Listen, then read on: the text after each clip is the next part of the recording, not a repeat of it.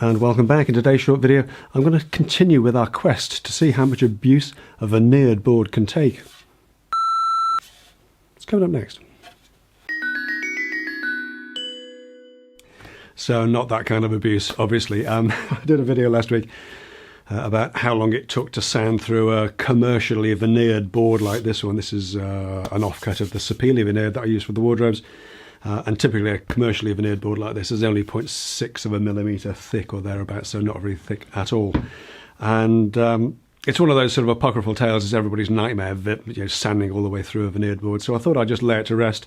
If you haven't seen that video, go and check it out. I timed how long it took to get through the veneer in 3 places on the same board with the same grit abrasive at the same speed, but on 3 different sanders. And that video has become a bit of a confessional because, as I said in the video, it's not something I've ever done, or nor anybody that I know, but it's the sort of thing that you hear about other people doing. A few people have said, "Oh, actually, I have done that," and I'm absolutely positive that it's only down to pure luck, more than judgment, that I haven't managed to do this. But a couple of people also said I use the Festool Rotex sander as the sort of comedy sander in aggressive mode, because obviously that would rip through that veneer very quickly, and indeed it did. Go and have a look at that video. I'm not going to go through those results again. I'm pretty sure, even if I didn't mention it directly, I'm pretty sure I demonstrated that the sander was in gear-driven mode.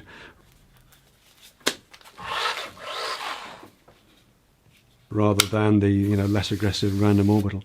And certainly at the end of that sanding session, I think I said it was in aggressive mode as well.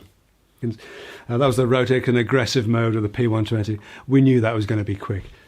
Anyway, a couple of people have said, well, that was all really interesting, but what's the Rotex like in normal random orbital mode? Which is a fair enough point, because these are sold as sort of a general purpose sander capable of being very aggressive in Rotex mode, in gear-driven mode, but also capable of being a more subtle random orbital sander. This particular sander, the 5-inch 125mm Rotex, has a random orbital mode orbit of 3.6mm, so perhaps a little bit coarse for a finishing sander. I tend to think of anything with a sub 3mm orbit as a finishing sander, but I think it's probably worth a quick test on this, as much as we can in the same sort of conditions that we had the others done, and just to see how it does. Okay, so it's not exactly a perfect test, because obviously it's on a different day, but it is the same stock that I used in the previous test. The grains orientated a different way just because of the way the size of the offcuts work out. We do have a brand new, fresh out of the packet, the same packet as the previous one, piece of P120 granite abrasive on the same Festool Rotex 125 sander. It is set to the same speed, hasn't been touched since that last test, and it is in random orbital mode, not gear driven. So what we'll do, we'll get this test up and running, and we'll see how it does. I think I used my old iPhone as a stopwatch on this.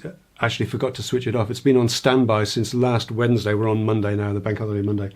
It's been on standby since then, and it's still got 12% of its battery left. That's pretty impressive, actually, for an iPhone 5. That's, what, 5 generations old? Yeah, pretty amazing. I hope it lasts for the duration of the test, anyway. Shouldn't be too long. But anyway, let's get this test up and running and see how we do.